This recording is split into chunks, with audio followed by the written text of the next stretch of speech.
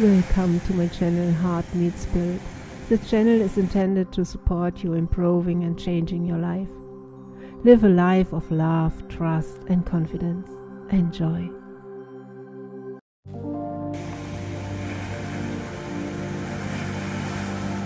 If I thought that we were going to see the kind of measurements that we're getting even up to this past week in Denver, I would say, yeah, maybe we'd get lucky here and there. But I keep telling my friends and my staff, I can't believe this is the truth. I just can't believe it. Like, this is really the truth. So we started partnering with the University of California, San Diego, and their research department. Their wonderful research department.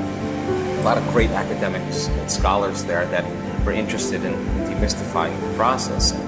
We started out last February, just before COVID, and we call it catching fish. You know, we had control groups, we had novice meditators, and we had advanced meditators. We wanted to see advanced meditators, people who do my work for more than 6 months, and they do it just about every day or 5 times a week. And novice meditators are people who came, saw the introductory courses, came that have a lot of experience, and then we just grabbed a bunch of controls that were husbands or wives or people that were there that were just going to hang out at the hotel for a week. And we wanted to see what kind of traumatic changes. So we took a lot of pre-measurements, we took a lot of post-measurements, both brain scans, HRV scans, and then we drew a lot of blood. We were looking up thousands and thousands and thousands of biological markers that cells produce when they're healthy and when they're sick. And we have sophisticated instrumentation that we have access to. And so right after the study, I get a call from the vice chair of research there, and he says, I think we need to talk. And I said, okay. And he said, you know, I love when he says this, we have some really compelling data. And we saw some people in the advanced meditator group came in like really stressed and really sick. And then in 7 days, there was a dramatic drop in their cellular function across the board when we looked at their plasma, like dramatic. So we started looking to see what is it in this blood that is so unusual. And so COVID happened, and we said, let's apply for a grant to do research for COVID. You know, so a group of us got together, we wrote a grant, and we took the blood of one particular person who had traumatic changes, who, by the way, also sent in, unbeknownst to me, his story of his transformation. It was nothing less than supernatural, his inward event that was so transcendental. And we happened to capture him during that event. He had an HRV monitor on, and the amount of love that he was feeling was certainly a lot of love. It wasn't a little bit, it wasn't a lot, it was a supernatural amount. The amplitudes on his measurements tell us something profound's happening. Then we happened to capture his brain right after the experience in our post-measurements, and there was a lot of great changes going on in his brain. So when we looked at his blood, all of a sudden we got a story, we got brain changes, heart changes, and a lot of coherence. And when we look at his blood, we say, okay, something's crazy happening. So let's take a pseudovirus that acts just like SARS-CoV-2, and let's subject the control group to the SARS pseudovirus, see what happens. Let's subject the plasma of the novice meditators, and let's look at the plasma of advanced meditators. And as you would suspect, the controls, the cells in the plasma absorbed the virus, and when it gets inside the cell, it produces bright red field. So we saw the cells infected. Then we looked at the novice meditators, and we saw some cells were infected and others weren't. There was some type of resistance. But when we looked at his blood, there was an absolute resistance to the SARS virus. And we subjected his blood before the week long, and his blood was very infected. But at the end, when we subjected his blood to the COVID virus, there was a strong resistance. So then we took electron microscopes and we did a surface analysis, and we saw, you could see the cells, the actual SARS virus inside the cells of the controls. You saw in the novice some inside, some outside, but on his and a few others, you just saw the virus outside of the cell. So this is dramatic news here. So At this point, we've actually just yesterday found out that we isolated the molecule that's so important for this kind of activity, and we took his blood and others' blood, and we subjected it to cancer cells.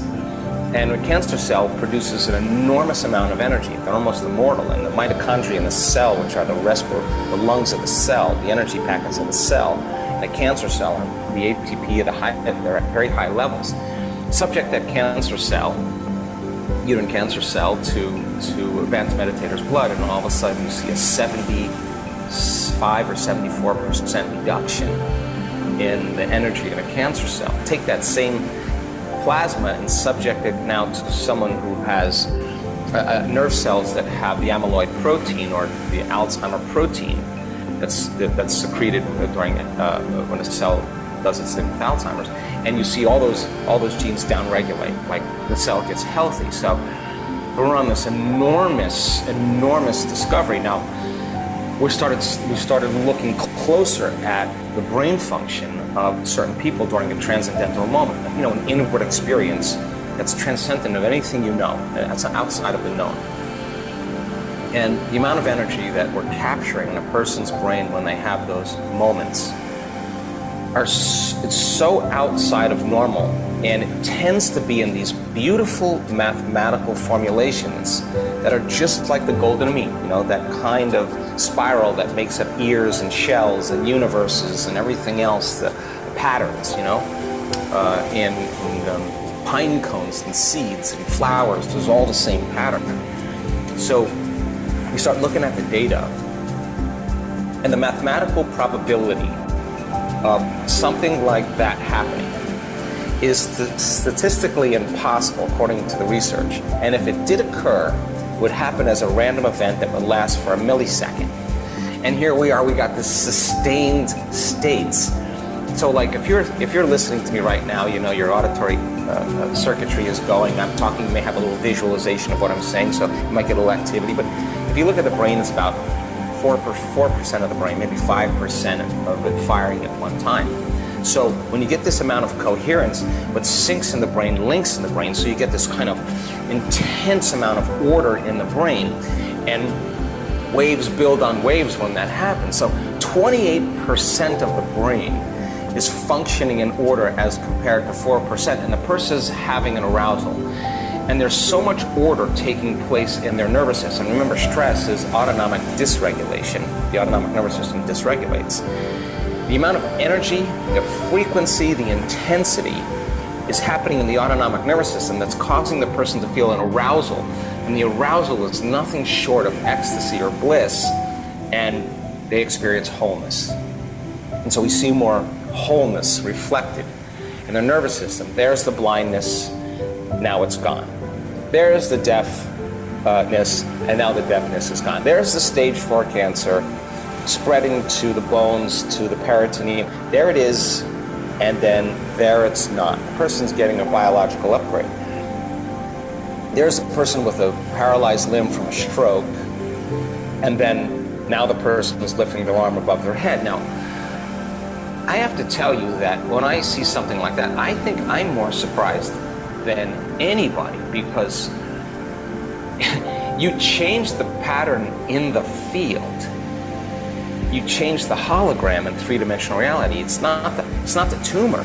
The tumor is the illusion. It's the projection from source, right? It's the pattern that's in the field that's causing the projection. As an example, you take 3 stones and you drop them in a plate. And those 3 stones are all dropped at the same time, and then you see those waves, the ripples, and they interfere. If you freeze that plate, and then you take a laser and you shine a laser through that plate, the frozen water, there's information in that plate, and when the laser passes through, you see the appearance of 3 stones suspended in the air. It looks like stones are actually occupying space there. Well, that's exactly how it works in physics. The information is in the field. So if you have a coherent heart and a coherent brain, the interference is highly organized. And if we do that properly, the condition that's appearing in three-dimensional reality should actually disappear. And so we see it appearing and then disappearing. We're shortening the distance between cause and effect, between the thought of being well and the experience of being well, and it can't be matter doing that. It's got to be energy. And energy begins to inform matter, and when it does, the outcomes are really great. So when we see these high gamma patterns in the brain, and you see this beautiful balance between these low frequency waves that the heart is producing, going up a lot, that means that's energy in the heart. We see this in our community. Once that happens, the sympathetic nervous system gets aroused. And now the heart starts driving energy to the brain. It's telling the brain it's safe. It's telling the brain you're out of survival. You can create, you can connect. And when that occurs, you see delta waves, theta waves, alpha waves, beta waves, actually producing faster and faster frequency into gamma. And gamma is consciousness, it's awareness, it's an awakening.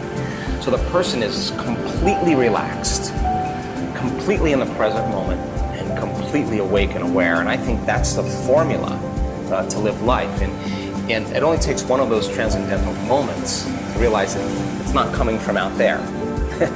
It's actually coming from in here. And so we do a lot of brain measurements in real time. We do a lot of HRV measurements where we do a lot of coherence healings for other people.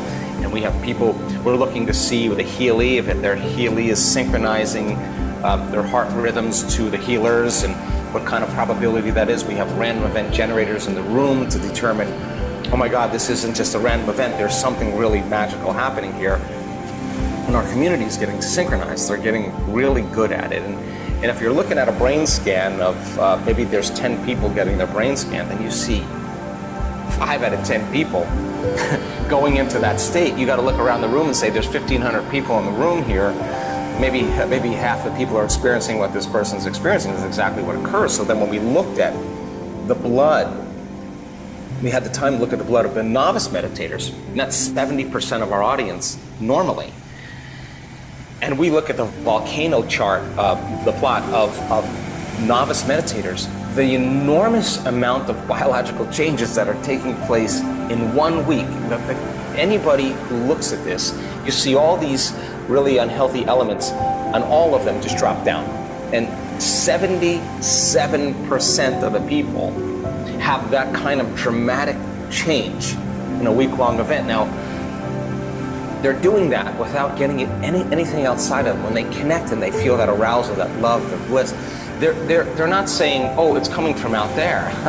It's coming from within here. Now they're no longer looking for it out there. They're looking for it in here, and that's when the love affair begins. That's when things start to change, and you never want to miss a date. So I've been on research calls for the last week because these guys, we have scientists now that are so immersed in what we're doing. I love it because I talked to a scientist yesterday and he said, I ran the test 3 times. And I said, what'd you get? Same results. You ran it 3 times. I thought of another way to run the test. We ran the test another way. We got the same results. I can't believe what we're getting here. And we pretty much mined everything except the human body. And so there's just so much great things happening. And the most exciting part for me is that nobody's excluded. And we're not measuring anybody who's any more special than anybody else. And we have great elders that have the experience. We had 50, 100 kids under 25 years old at our events, and